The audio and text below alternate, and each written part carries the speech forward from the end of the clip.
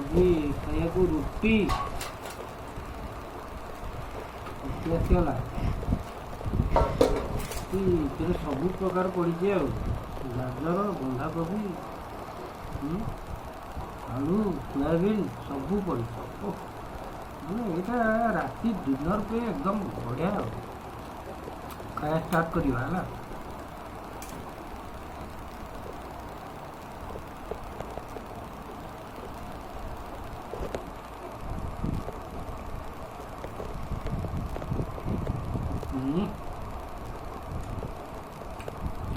ମକା ଗୁଣ୍ଡ ପଡ଼ୁଛି ଏକଦମ ଟେଷ୍ଟଟା ବଢ଼େଇ ଦେଉଛି।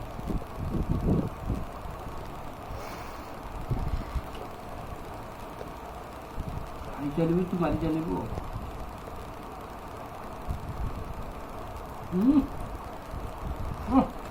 ଝିଅ ଦେଶୀ ଝିଅ ଆଉ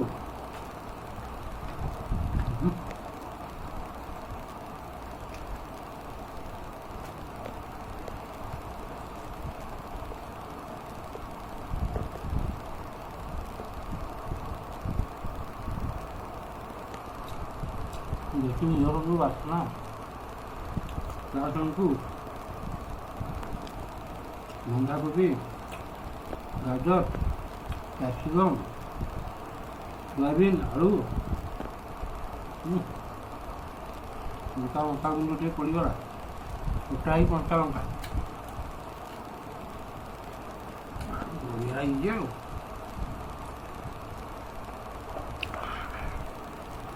ପକା ଅନ୍ଧା ହେଉଛି ଯେ ତ ଚାଲୁ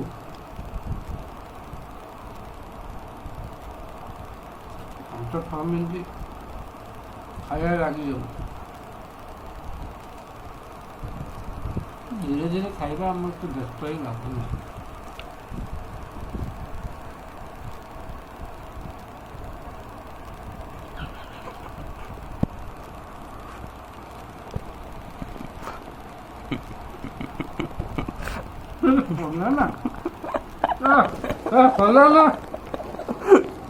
अरे ठीक अच्छी किसी है ही नहीं।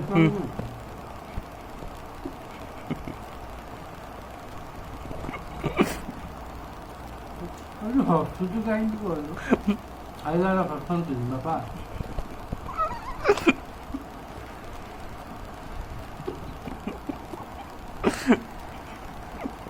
ଖାଇଲା ହସନ୍ତିନି ତଣ୍ଟିରେ ଲାଗିବ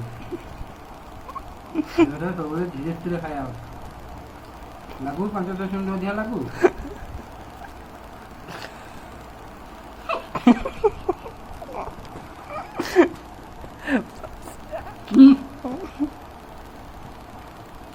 ना चिंता करनी किसी होनी हम हसुजे कि सब फोकस तुम प्लेट ऊपर ही रही मुँह रही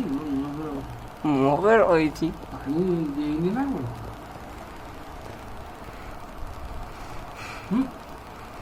कौन भाव बोला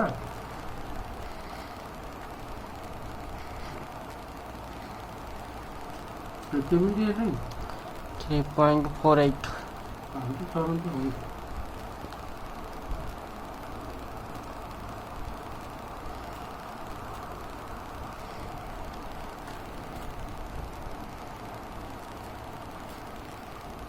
କାଢ଼ିଦେଲେ କ'ଣ ହେଉଛି ହାର୍ଡ଼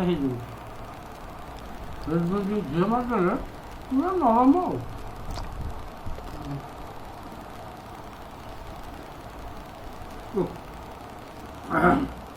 ଏଇଭଳିଆ ରାତି ସବଜିଟା ବଢ଼ିଆ ସବୁ ପରିବା ରହିଲା ପେଟ ଆଉ ଖରାପ ହେବାର ନାହିଁ।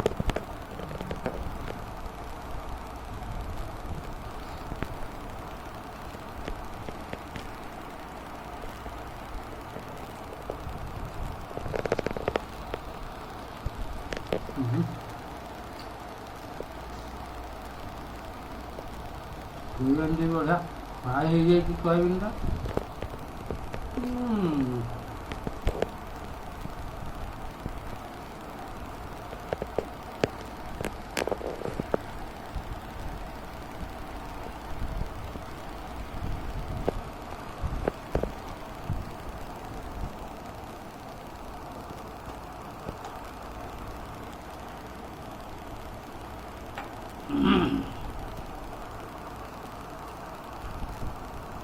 ଏବେ ଶୋଇଲା ବେଳକୁ 10-15 ମିନିଟ୍ ଲାଗିଯିବ।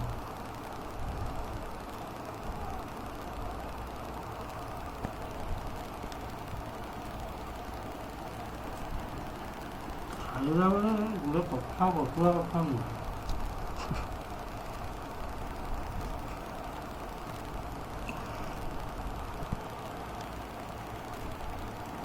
କେତେ ମିନିଟ୍ ହେଲା?